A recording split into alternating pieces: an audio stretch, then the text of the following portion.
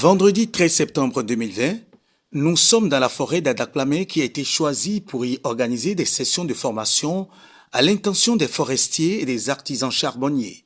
Ensemble, ces derniers se retrouvaient donc pour s'approprier les nouvelles technologies améliorées de production du charbon de bois selon les techniques de carbonisation en meule casamançaise.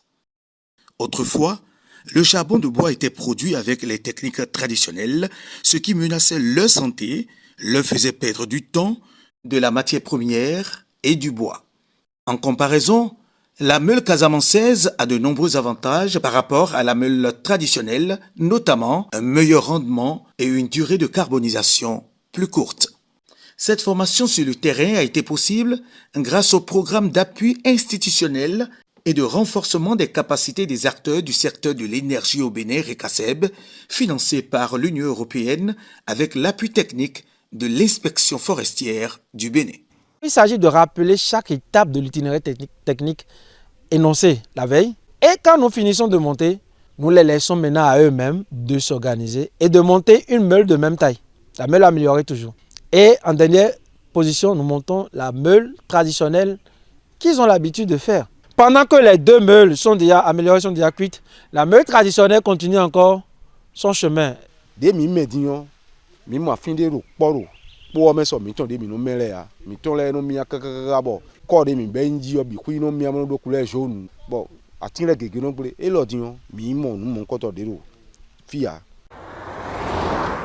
Même exercice à Banté, une des communes du département des Collines. 150 artisans charbonniers sont venus de toutes parts pour enrichir et moderniser leurs connaissances.